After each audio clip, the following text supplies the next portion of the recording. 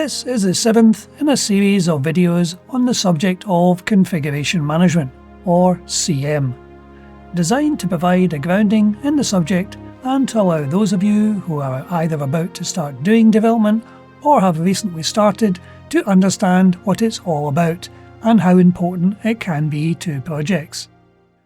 In our last video, we looked at the activities of the support desk team and how they handle the issues raised by users once the software has been released.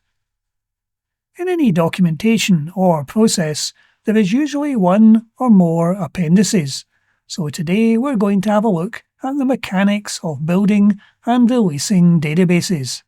Specifically, we will look at the processes to get updates from a Microsoft SQL Server database released.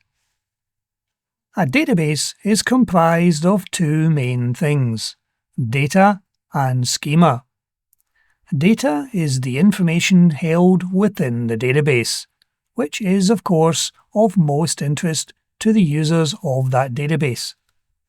Some of this data may be configuration data that the user has read-only access to, but likely the majority will be data that users not only read, but update and add records to the data held.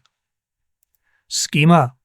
A database schema is the blueprint or logical structure defining how data is organized and related within a database, outlining tables, columns, data types, keys, and constraints, but not the actual data itself.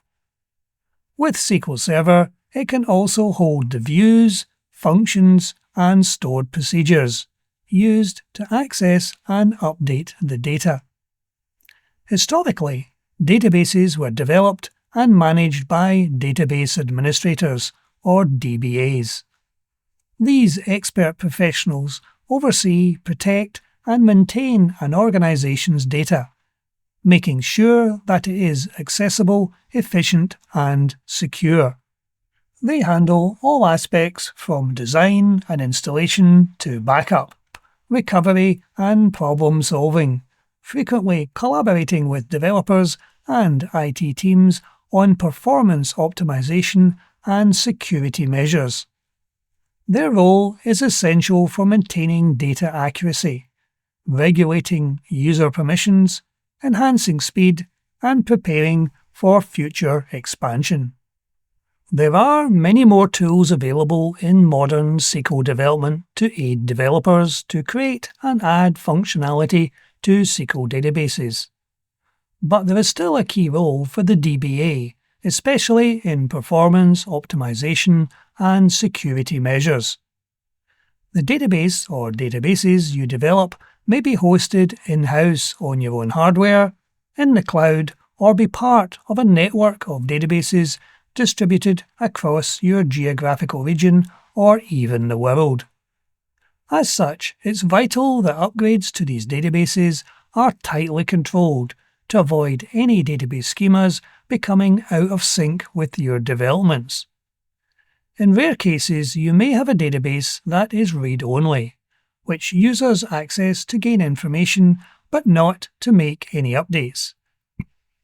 Releasing these read-only databases is relatively easy, as a backup of the database in your build environment can just be restored to the production site or sites.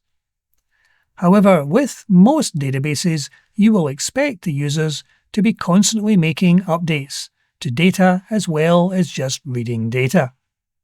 As the schema and data in a SQL Server database are held within the same file, just restoring your backup and overwriting the user's database would lose their valuable data. So we need a way to update just the schema of our target production databases, while leaving the data untouched. How we approach this is by storing the schema of the database as a collection of SQL scripts in the version management system. For example, if you have a table in your database, this can be exported from the SQL Management Studio as a script, which defines the structure of the table, what it's called, the column names, the type of each column, its keys, indexes, and so on. DBAs recommend that such scripts are as atomic as possible. For example, you should have a script for the table and a separate script for each index or key on that table. This script or scripts are text files, and version management systems have no problem with storing, versioning, and tracking changes to such files. But the problem of how we take a version 1 database out in the field and upgrade it to version 2 is another matter. As the entire schema of any version of the database is in the version management system, we can extract those schema scripts, run them in a particular order using SQL tools, and construct a brand new database. During the building of our version 2 database, we need to build two databases. Firstly, a version 1 database to match what is in production, and a version 2 database, which contains the existing schema plus our changes. Now that we have two databases, we need to determine the difference between those two databases. Doing this manually would be both laborious and time-consuming. However, there are at least two very good commercially available tools, specifically designed to look at two databases and generate an upgrade script. This upgrade script, when run against a version 1 database, will turn it into a version 2 database. These tools are configurable to inform you of the differences between any two databases very quickly, allowing you to generate not only a delta script for the schema, but also to generate a script to update standing configuration data in tables. The schema of databases will vary dependent on what the database is for. Some databases have only a few tables, but the data within those tables can contain millions of records. Other databases can have many tables, although fewer records per table, and many functions or store procedures. Having obtained a delta script for the schema and one for the configuration or standing data, you are now ready to ship these upgrade scripts out to the production environment. Traditionally, such database upgrades were performed manually by trained staff. But if you have hundreds of sites and possibly multiple databases per site to upgrade, an automated upgrade process is more likely. In a perfect world, your upgrade would function perfectly every time. But here in the real world, I think we can all accept that not every upgrade will work flawlessly. So what can you do to improve the odds of your upgrade working? Well, before you run the Delta upgrade scripts, backing up the database or databases is a really good idea. Then, should anything fail, you can always restore the database back to its former state. This should ideally be part of the automated upgrade process. Even before that, it would be ideal to check that the version of the database you're about to upgrade is the version your upgrade is targeted at. Having a version table in the database, whose data contains the previous release number, would allow some confirmation that your upgrade can be allowed to proceed. Going further than this, you do a hash comparison.